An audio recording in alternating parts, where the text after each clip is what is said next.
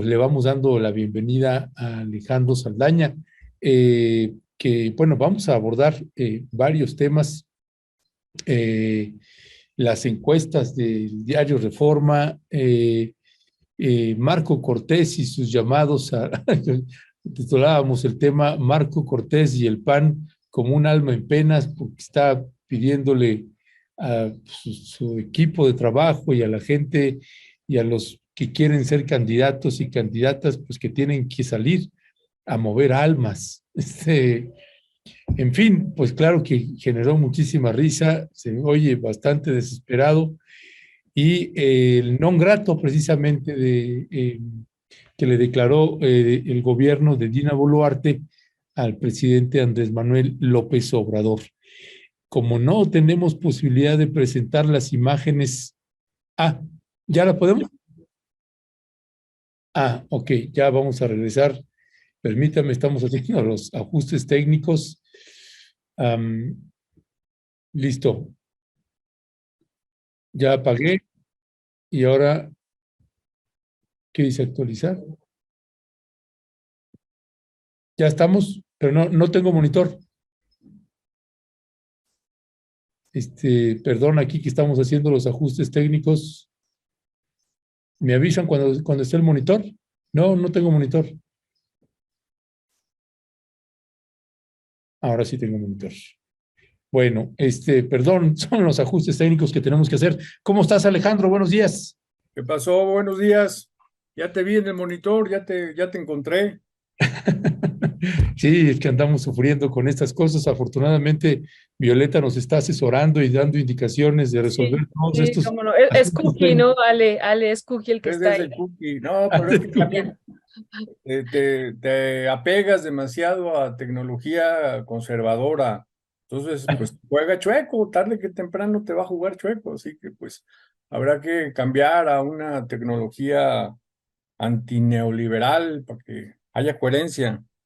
Pues sí, pues Pensé que sí. ibas a decir anti-yankee, que ibas a decir anti-yankee. También. Pues mi querido Alejandro Saldaña, ¿qué decir de estos llamados de Marco Cortés? ¿Qué decir de estos llamados de Marco Cortés?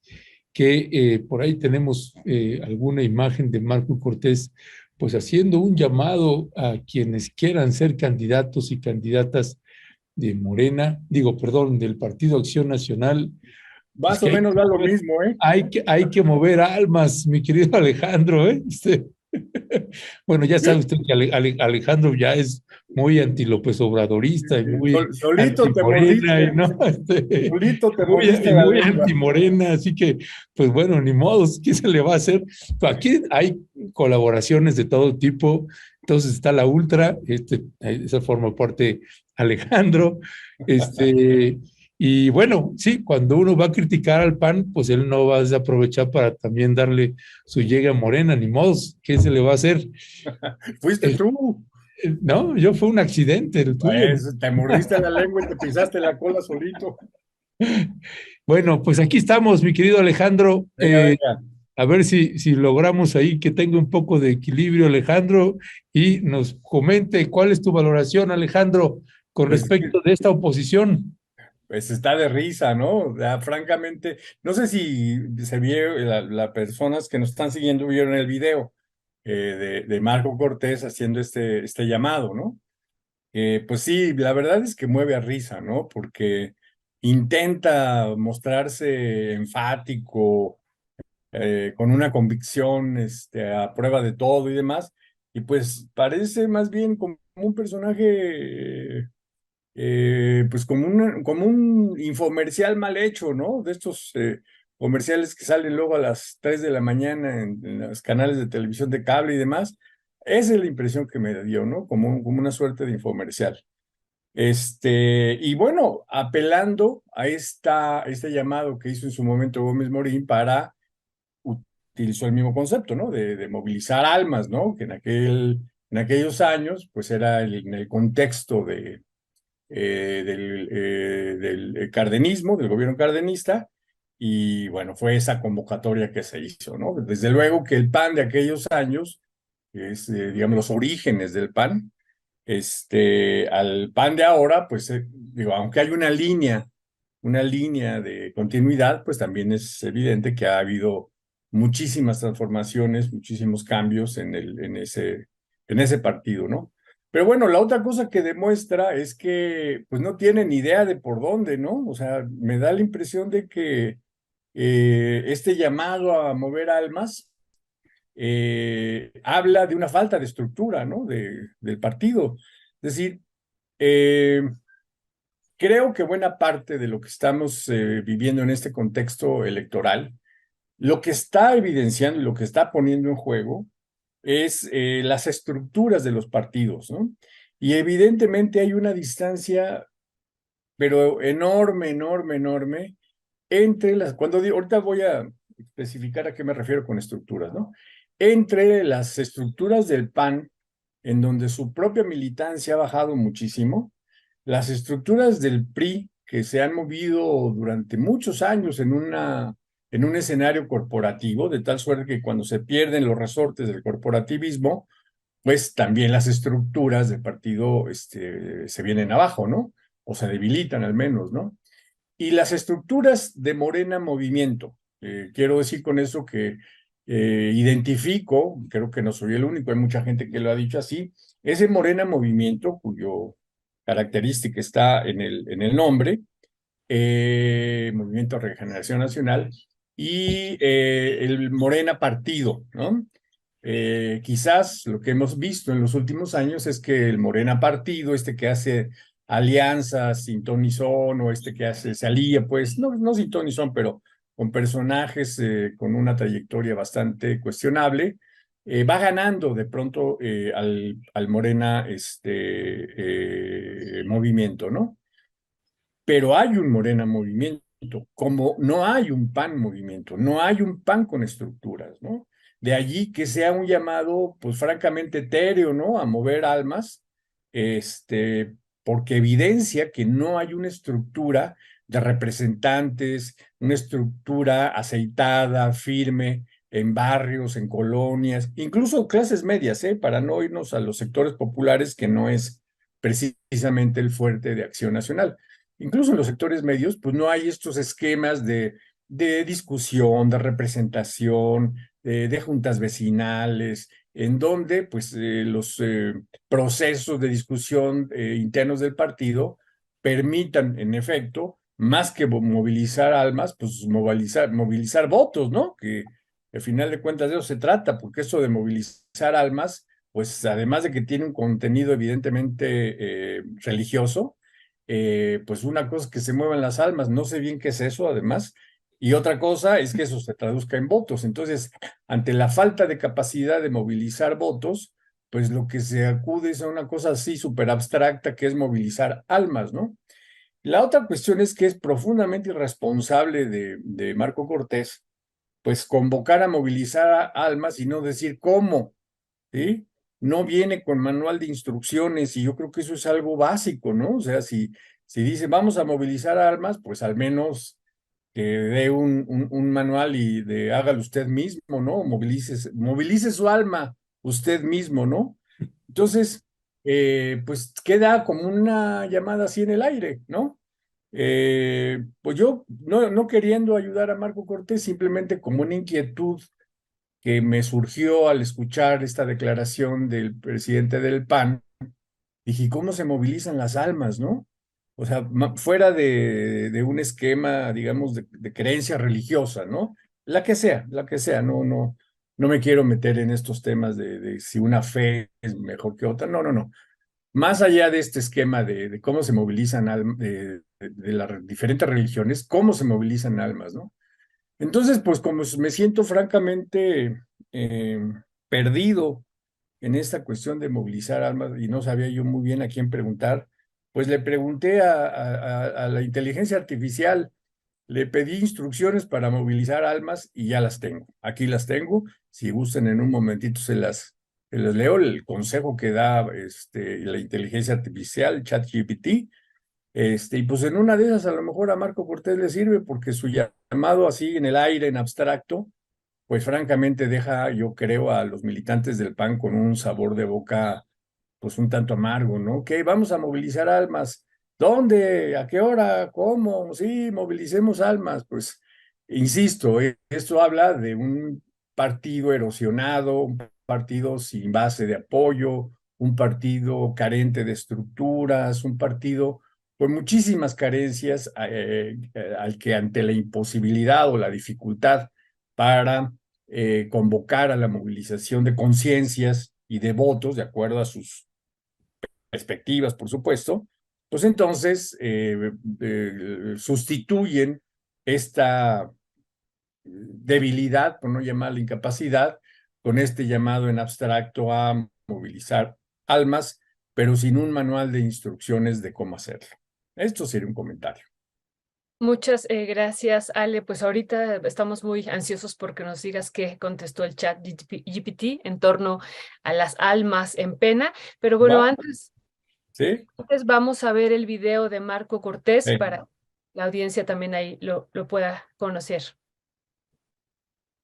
Hace 83 años, Gómez Morín, fundador de Acción Nacional, convocaba a mover las almas. En el año 2000, Vicente Fox hizo un llamado a despertar a México. Hoy, ante la destrucción y el retroceso que significa este régimen, nuevamente llegó la hora de despertar a México. Llegó la hora de mover las almas. Porque el futuro de todos está en peligro. La democracia y las libertades están amenazadas. No hay lugar para cruzarse de brazos. No hay tiempo para quedarse de observador. No hay cabida para la indiferencia. Hoy México reclama el despertar de todos. Tenemos que movilizar a nuestra familia y amigos, a nuestros conocidos, pero también a los desconocidos, llevándoles la verdad de los hechos. Solo despertando y movilizando al país podremos salir adelante de esta pesadilla de destrucción, de regresión, violencia, corrupción e impunidad. Por eso invito a todos los que realmente están dispuestos a encabezar en el 2024 esta lucha por México, a que además de los foros, conferencias y reuniones, con sus equipos salgan a las calles, mercados y plazas para escuchar de viva voz el sentir de la gente y que se ganen su apoyo. Hagámoslo juntos, por el bien de nuestras familias y de todo el país. Involucremos a la sociedad. Atrevámonos a hacer todo lo necesario para despertar a México. Llegó la hora a mover las almas.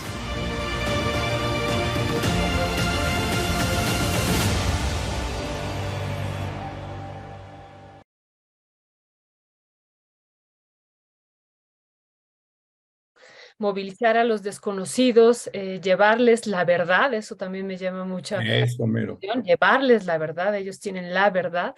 Entonces, bueno, ojalá y nos puedas compartir, pero también ya está con nosotros Héctor. Héctor, muy buenos días, no sé si nos escuchas, pero ya está aquí incorporándose con nosotros, que había tenido algunos compromisos académicos y se iba a incorporar unos minutos después. Le damos la bienvenida, pero bueno, en lo que se va incorporando, querido Alejandro, si nos puedes hacer un comentario final, ya que hemos compartido este video con la audiencia y esta parte que nos ha llamado mucho, no solamente de mover las almas, sino llevarles la verdad. Mira, lo que acabas de mencionar, Violeta, es clave, ¿no? Desde mi punto de vista, hay una gran distancia en esta convocatoria a mover las almas que apunta o apela más bien a una movilización de emociones, ¿sí? Y las emociones no se mueven con la verdad de los hechos, ¿sí? Entonces ahí, en el propio discurso de Cortés, pues hay una contradicción. Si se está llamando a, digamos, a buscar un efecto más de índole emocional, pues la verdad de los hechos, supongo que eso significa datos, evidencias, ¿no? Los hechos así objetivos, pues difícilmente se van a mover conciencias con esto, ¿no? Entonces, ya rápidamente para terminar este asunto, mira, dice inteligencia artificial, el chat GPT dice, todo es textual. El concepto de mover las almas generalmente se refiere a influir en el estado emocional o espiritual de las personas. Aunque no es posible manipular directamente las almas, puedes buscar formas de inspirar, motivar o impactar positivamente a los demás. Aquí hay algunas sugerencias sobre cómo lograrlo. 1. Comparte historias y experiencias significativas. Las historias pueden tocar emociones profundas y transmitir mensajes poderosos. Comparte relatos personales o historias inspiradoras que puedan conmover a las personas y hacer que reflexionen sobre sus propias vidas. 2. Practica la empatía. Intenta comprender y conectar con las emociones de los demás. Escucha atentamente, muestra interés genuino por sus preocupaciones y brinda apoyo emocional cuando sea necesario. La empatía puede ayudar a generar un impacto positivo en el bienestar de las personas. Ya, con eso lo dejo. Hay más elementos, pero con eso me parece que es suficiente. Y pues ya sabe Marco Cortés que le pregunte a la inteligencia artificial, yo lo hice en ChatGPT, hay otras expresiones de esto, cómo hacer para movilizar conciencia. Yo creo que de plano no estaría de todo mal, pues que le pida un plan, un programa político para las elecciones de 2024, ¿no? Dado que todavía no han logrado configurar una plataforma política, pues a ver si la inteligencia artificial lo saca un poco del embrollo, ¿no? Pues ya se encuentra por ahí, ya vimos que se asomó también ahí Héctor Javier Sánchez, aunque no sé si tiene problemas técnicos porque veo que aparece y desaparece. Héctor, ¿nos escuchas? Pues no, nosotros no te escuchamos, Héctor. Se había quedado congelado. Ajá. No. Ojalá. Pues bueno, no sé qué, no sé si se vuelve a salir y entramos o de plano tiene una conexión muy...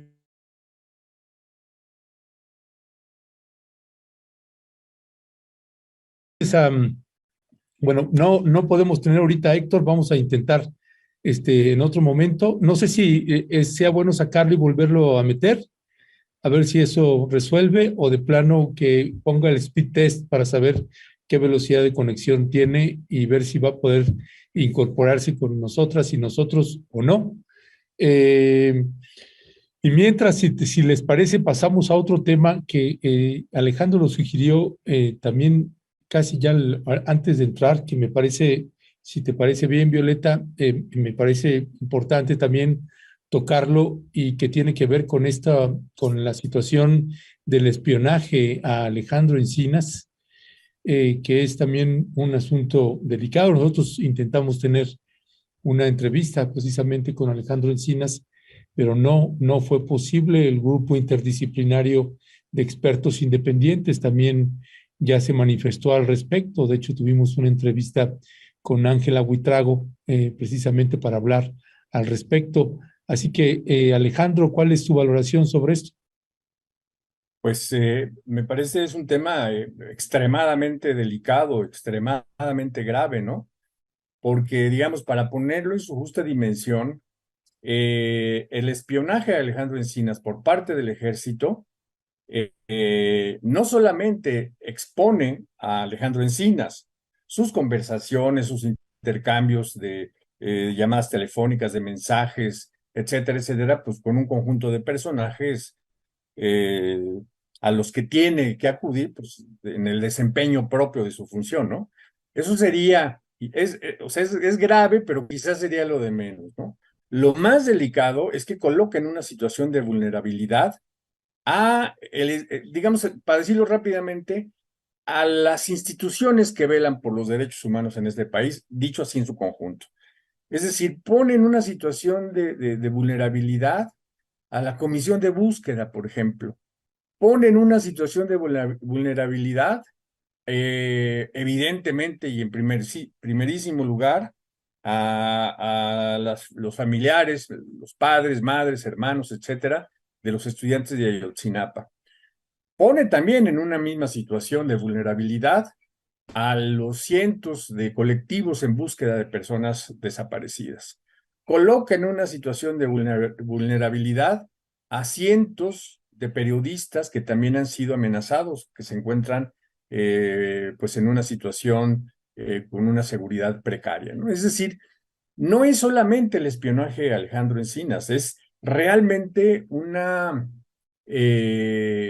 vulneración del conjunto de instituciones que apenas estamos empezando pues a construir, a fortalecer, a tratar de que tiren para adelante en una de las grandes, quizás el problema más grande que hay en nuestro país, que es justamente el de los derechos humanos en sus múltiples expresiones, ¿no? O sea, desapariciones, ejecuciones sumarias, migrantes, mujeres, jóvenes, etcétera, y que pues es el corazón de la función de la Subsecretaría de Migración y Derechos Humanos al cargo de Alejandro Encinas, ¿no? Entonces, es extremadamente delicado y a mí me parece una enorme irresponsabilidad menospreciar el impacto de esto y como no darle ninguna importancia, ¿no?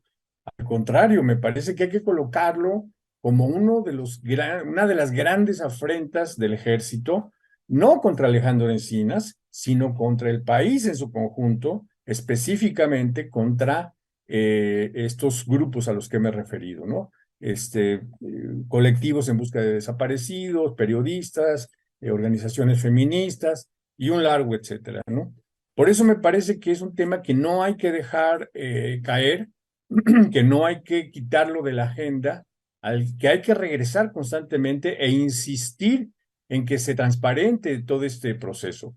Por supuesto que difícilmente se van a esclarecer quién en particular del ejército, pero bueno, todo apunta a inteligencia militar, este centro de inteligencia militar o centros paralelos no eh, operando por fuera de la ley o al margen de la ley, pero a final de cuentas, pues es una concentración de información extremadamente delicada en manos de los militares. Y eso, me parece, es un retroceso inmenso en materia de derechos humanos y de construcción de pues, las mínimas condiciones pues, de vida democrática en el país, ¿no? Entonces, creo que es un tema que hay que darle seguimiento. Espero y ojalá, Ernesto, pudieras tener una entrevista con Alejandro Encinas, sería de enorme valía.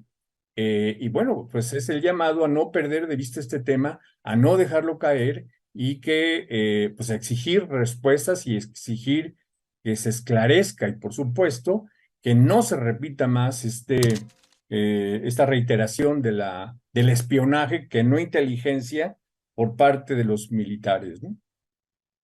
Muchas gracias, Alejandro. Pues ya se encuentra con nosotros Héctor. Héctor, muy buenos días. ¿Nos estás escuchando?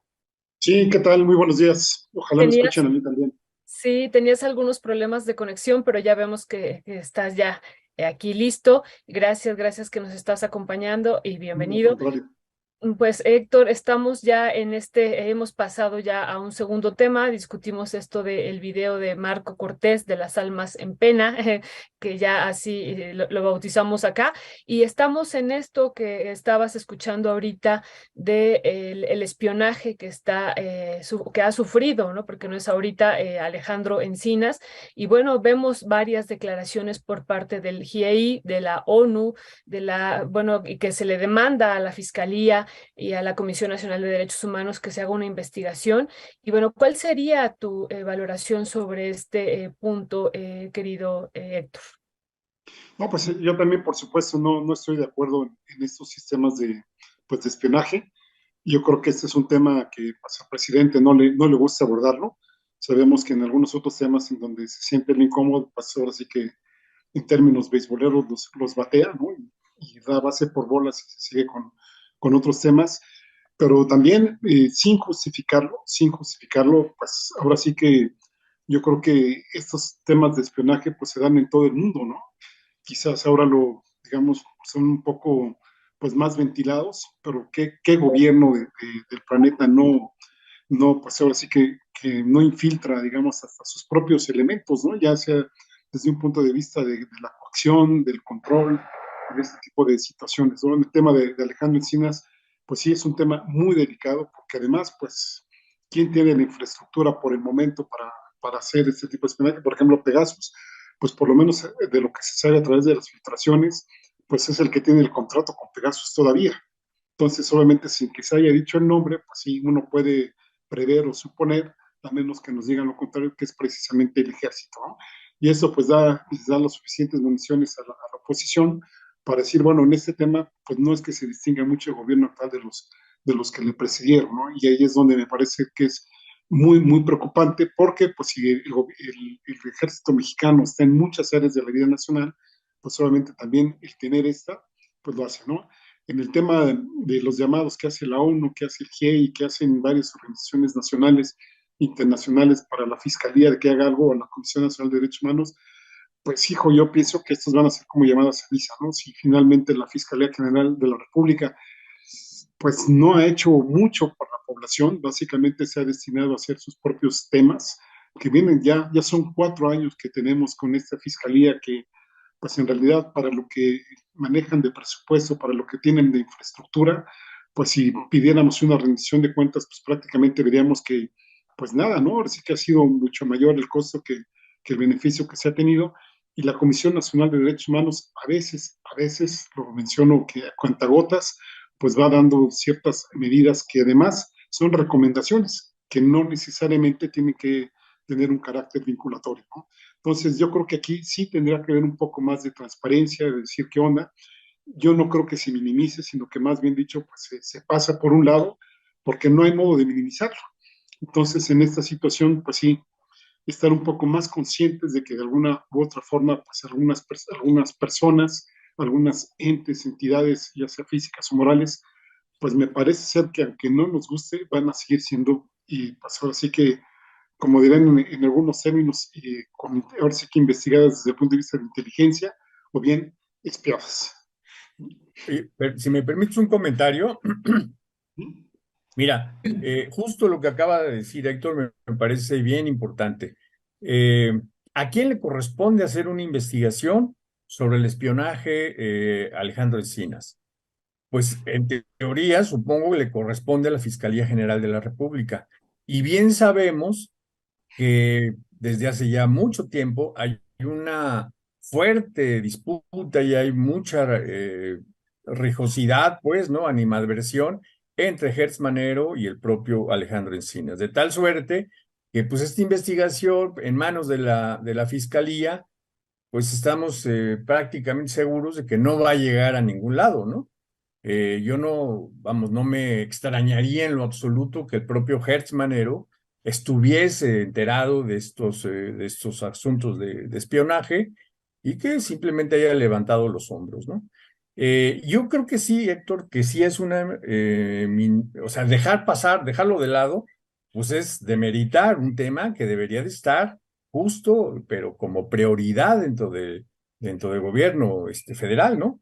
Entonces, decir, no le des importancia, dejarlo pasar de lado, lo que sea, pues desde mi punto de vista es minusvalorarlo, menospreciarlo y pues tratar de que pase lo más rápido posible, cosa que, insisto, no podemos permitir.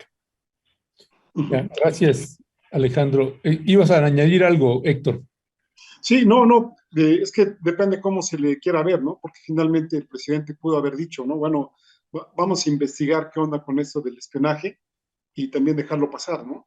Porque yo insisto, no, es que no hay modo de minimizarlo, ¿no? A mí me parece ser que sí es un tema muy, muy delicado y no solo yo añadiría el pleito que tiene Encinas con el propio ejército, sino también Encinas con la fiscalía, porque finalmente las investigaciones que tienen que ver con este tema de desapariciones, de violación a los derechos humanos que involucran a los gobiernos, no solo me refiero al actual, sino la cola que venimos arrastrados desde sexenios pasados, ahí están, y necesariamente tiene que haber ahí confrontaciones, ¿no? Entonces, pues a mí me parece que si el presidente hubiera dicho, no, pues sí, vamos a investigar, estamos trabajando en ello, como luego dice, pues ahí sí, creo que sí nos hubiera dado a tole con el dedo y prefirió no meterse en este tema escabroso, y ahí sí yo estaría de acuerdo que no hay que dejarlo y que en algún momento, pues obviamente sí se llegue pues, a investigar realmente el asunto, porque también ahí sí coincido con Alejandro, yo creo que la Fiscalía General de la República va a hacer nada sobre el asunto.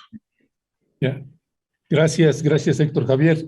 Pues Alejandro, vamos a pasar al siguiente tema y ahí mientras vamos platicando, van a ir, Leonardo nos hace favor de ir pasando las imágenes de las encuestas que llevó a cabo el diario Reforma, y que además no olvide usted que si hay un diario en que en otros años se manejaba con unas encuestas más estratégicas, pues eso no hay que olvidarlo, a pesar de que ahora la dirección de este diario sea un poco más torpe.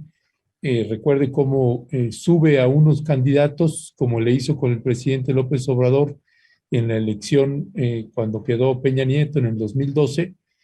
Lo ponía arriba, lo ponía aquí, iba subiendo, y 2 semanas antes lo baja 4 puntos. En fin, es un poco pernicioso luego la manera en cómo se conducen con las encuestas. Pero bueno, estos son los datos. Alejandro, ¿cuál es tu valoración de estos resultados que está presentando Reforma? Mira, creo que, déjame checar rápidamente un asunto, porque antes de ver los resultados en sí, me parece que vale la pena ver la metodología. Acá está. Dice, encuesta nacional en vivienda realizada del 18 al 23 de mayo a 1,000 adultos. Diseño de muestreo, bietápico, estratificado y por conglomerados. Error de estimación de más o menos 4,2% al 95% de confianza, etcétera, etcétera. Bueno, eso porque yo creo que antes de ver cualquier resultado de cualquier encuesta, hay que colocar la mirada en la metodología. En este caso estamos hablando de una encuesta casa por casa a 1,000 adultos, porque los resultados tienden a diferir si son, por ejemplo, encuestas hechas en calle, ¿sí? Eh, o si son encuestas hechas vía telefónica, o si son encuestas hechas vía redes sociales, ¿no? O internet, lo que sea. Entonces, esa es la primera cuestión, ¿no? La segunda cuestión, pues ya usted puede ver los resultados ahí en pantalla, ¿no? Yo creo que no hay pues, ninguna sorpresa, ¿no? Y es coincidente con tendencias que se han expresado en otras encuestas, ¿no? ¿Quién es el preferido como candidato presidencial de Morena en 2024? Claudia Sheinbaum con un 31, Ebrard con un 26, Adán Augusto con un 6, Ricardo Monreal con un 5, etcétera. La otra cuestión que me parece que también es interesante es, ¿cree que el candidato presidencial de Morena será definido por una encuesta o, como ha dicho el partido, o será AMLO el que lo elegirá, ¿no? La mitad piensa que va a ser una encuesta y, bueno, un 13% dice que no sabe y el 38% dice que será, pues, lo que conocemos como el dedazo, ¿no? Es decir, hay una confianza en la encuesta. Y pues la verdad, como lo mencioné hace un momento, ¿no? Las encuestas francamente dejan mucho que desear. Ya lo he mencionado en anteriores ocasiones, ¿no? Una encuesta puede ser muy manipulada. Tú lo sabes bien. Bueno, los dos colegas trabajando en ciencias sociales, uno sabe bien que uno puede perfilar ciertos resultados en una encuesta desde el proceso mismo de diseño y de construcción de la encuesta, ¿no? Entonces, así como que sea un instrumento transparente, objetivo, confiable, etcétera, la encuesta, no es así. Hay muchas posibilidades de incidir y de orientar el resultado de una encuesta en una o en otra dirección, ¿no? La otra cuestión que también es de llamar la atención es la intención de voto por partidos políticos, en donde pues es más que evidente el derrumbe de los partidos, digamos, tradicionales, que el PAN y el PRI, que pues no rebasan el 20% en el caso del PAN, y prácticamente la mitad de los encuestados, el 49%, afirma que votaría por Morena. Pues esto deja perfilado, ya no voy a entrar en los otros detalles, ahorita Héctor los puede comentar, deja ya pues un perfil de algo que ya hemos visto desde hace semanas o incluso meses, ¿no? Que se presenta para el 2024, pues casi que un día de campo para Morena y el candidato o la candidata que decida poner. Sí, muchas gracias, Alejandro. Pues sí, es muy importante lo que tú dices, siempre ver la metodología, el diseño de las encuestas, cómo se estructuran incluso las preguntas, dónde se hacen. Aquí nada más vemos que son 1,000 viviendas, no sabemos en qué ámbito es, si es rural, si es urbano, cuál es el contexto, no nos dicen más, nada más eso es lo que nos ponen y eso modifica y varía los resultados. Tienes toda la razón.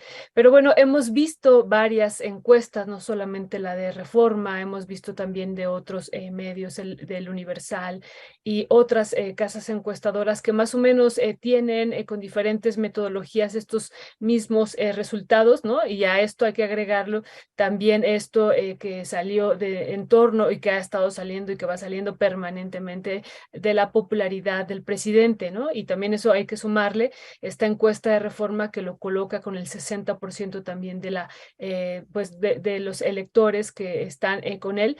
Y bueno, esto me parece importante en el sentido, insisto, de que no nada más es Reforma, pero sí es interesante e importante, como decía Ernesto, tener en cuenta cómo se ha comportado Reforma en los otros procesos electorales, ¿no? Pone a estos candidatos antes de oposición arriba y al final los baja de una manera importante en el sentido de ir creando también que eso lo estamos viendo en algún sentido en algunas casas encuestadoras con el Estado de México, ¿no? Pero bueno, no me quiero desviar del tema, simplemente decir cómo con las encuestas pues también se hace política y eso sería también muy, muy importante aquí señalarlo. Y bueno, le paso la palabra a Héctor para que nos haga su valoración de estos resultados que está dando en esta encuesta el periódico Reforma, sobre todo con el perfil que tiene este periódico. Adelante, querido Héctor. Fíjate que a mí se me hace muy, muy interesante. Es cierto, ¿no? Obviamente, pues las encuestas son cuestionables, unas sí, otras no. Ahí yo creo que habría que ver la tendencia que han tenido históricamente para ver qué tanto digamos, se han aproximado, digamos, a los resultados que en algún momento se tienen, ¿no? Aquí yo destacaría primero que estos, digamos, resultados son consistentes con los del Universal, que son dos periódicos ya por definición que no son pro AMLO, ¿no? Que son en contra, sobre todo el Reforma, ¿no? Digamos, el Universal como que a veces mete por ahí una que otra editorial a favor de él, o por lo menos no tan crítica, etcétera, ¿no? Pero el Universal, por ejemplo, creo que a mitad de semana puso ahí, no han golpeado a AMLO, ¿no?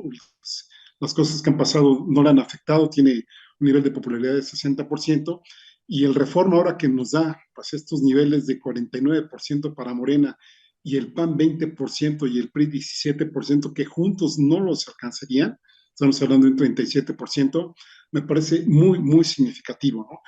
Aquí hay que decir también que si bien es cierto que puede tener esa encuesta, puede tener deficiencias, que es un muestreo bietápico, es decir, son dos etapas, primero tendrían que haber tenido pues un marco, que esa es su primera etapa, y luego una selección, que efectivamente ahorita no nos dicen cuál fue esa segunda etapa para hacer eso, también nos aclaran que es por conglomerados. Entonces, al hablar por conglomerados, no necesariamente son muestras representativas de lo que sucede en un país, porque supongo que por eso no se quisieron meter en más broncas de decir en la zona norte pasa esto, en la zona centro es, porque ahí ya no les daría la muestra, ¿no?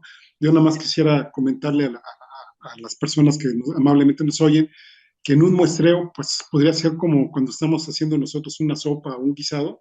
Si lo revolvemos bien esa sopa o ese guisado, basta con que tomemos una cucharita para darnos cuenta si está frío, si está caliente, si le falta sal o no le falta sal, y no necesitamos comernos toda la sopa para saber cómo está, ¿no? Entonces sí tiene mucho que ver el deseo, sí tiene que ver cómo está, pero cuando nos aclaran que es por conglomerar todos esos, y cuando repiten esta metodología a lo largo de sus encuestas, por lo menos sí son un parámetro de referencia de cómo está la situación en el país, ¿no? Y aquí a mí me llamarían la atención dos cosas, bueno, tres, ¿no? Una ya la mencionó Alejandro, la distancia que hay de Morena con los otros partidos políticos.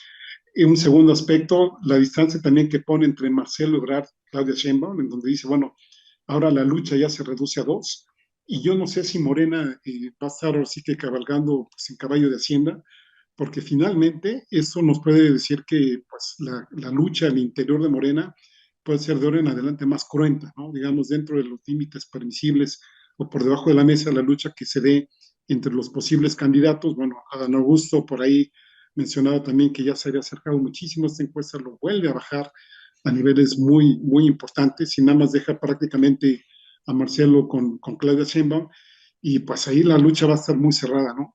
Y el otro punto que me llama mucho la atención son, por una parte, el desprestigio que tienen los partidos políticos, y la opinión que tienen en contra de ellos, que es muy, muy marcada, y la otra, la pobreza que están en los candidatos de la oposición, que el que mejor posicionado está, si mal no recuerdo, ahorita no tengo a la mano la encuesta, pero está en un 6%, creo, ¿no? 6-7% de toda la fila que tienen ahí, lo cual pues obviamente también le baja los humos a Lili Telles en el pleito que tiene ahí con Santiago Krill acusándose del 1 millón de votos y este tipo de cosas, que también los debe poner en un nivel de preocupación muy elevada, porque finalmente pues esta encuesta de reforma, insisto, no es ya por definición digamos, pues ahora sí que un ejercicio por López Obrador.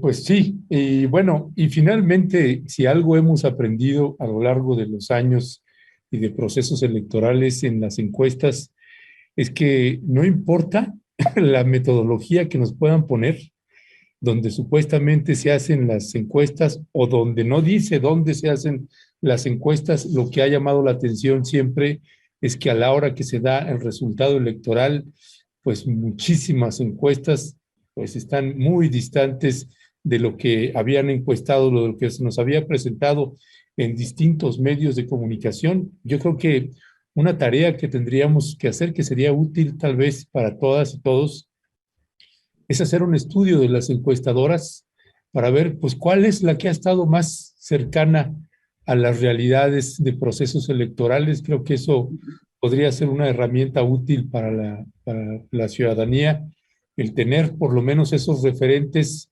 cada encuestadora, cuáles son los márgenes de distancia que tienen de los resultados electorales para que pues, se pueda tener un poco más de idea sobre esto. Pues se nos acabó el tiempo, estamos llegando al final. Yo te pediría, Alejandro, en un minuto una reflexión final, ¿con qué te gustaría cerrar?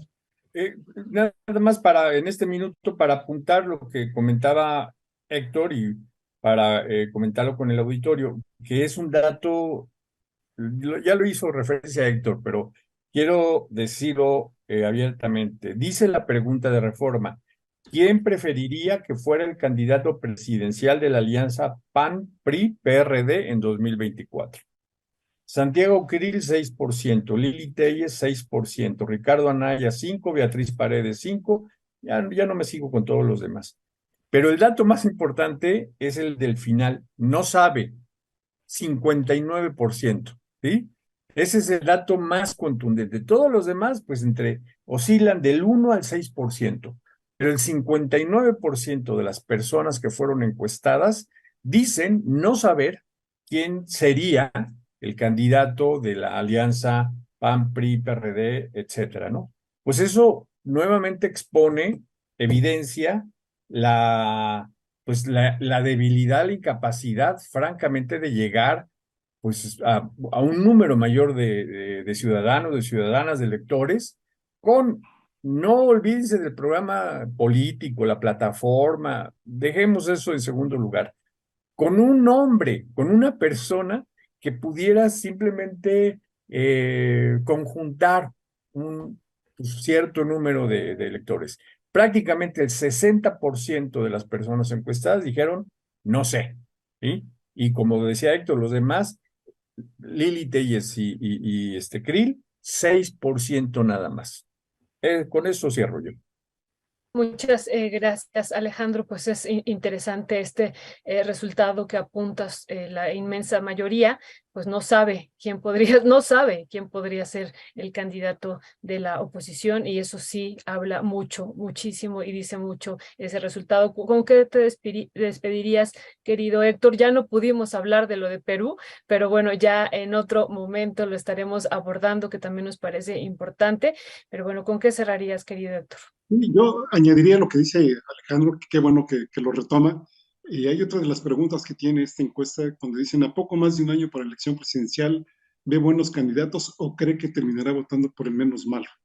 ¿No? Y ahí prácticamente pues, casi la mitad dice que va a votar por el menos malo, ¿no? Un 34% dice pues hay buenos candidatos, y un 19% tampoco sabe. Si sumamos 47 más 19%, pues nos habla más o menos ahora sí que de la calidad de la caballada, ¿no?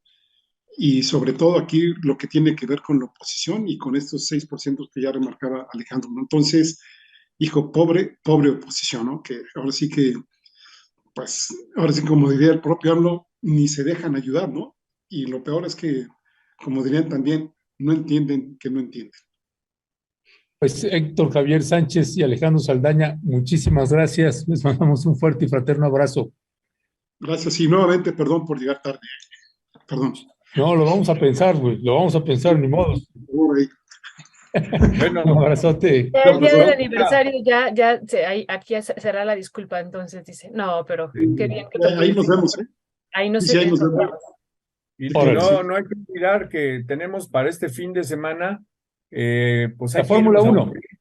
La Fórmula No, 1. hay que Ah. aburrirnos viendo La el final Tigres del fútbol. Chivas. La Sí, final de pero fútbol, ¿no? Que sí, ayer estuvo hubo final. aburridísimo. Entonces ahora el siguiente, el de vuelta, pues a ver, espero que se mejore porque Y a Urias, ¿cómo le está yendo a Urias?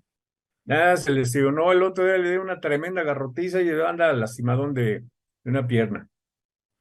Y creo Pues que ayer en lo que estábamos en la tertuliana estaba la final, ¿verdad? El primer juego, por lo que... Sí, sí, No, sí, pues. bien aburrido. ¿Y quién ganó? 0-0. 0-0. Ah, ya. No, pues 0-0. qué barbaridad, qué barbaridad. 0-0, qué partidazo. Fue el Sí. árbitro que se llevó el show ¿Y el otro es el sábado o el domingo? el domingo. Domingo. El No, día de hay que que, están convocando la marcha. la que hay que ver es la final de la Champions League. Ay, El Manchester City tiene que ganar con Pep Guardiola. sí, yo también Sí, voy sí. Manchester. ¿No? Ojalá que sí. Sí. Bueno, gracias. Hasta Un pronto. abrazo, gracias. Adiós.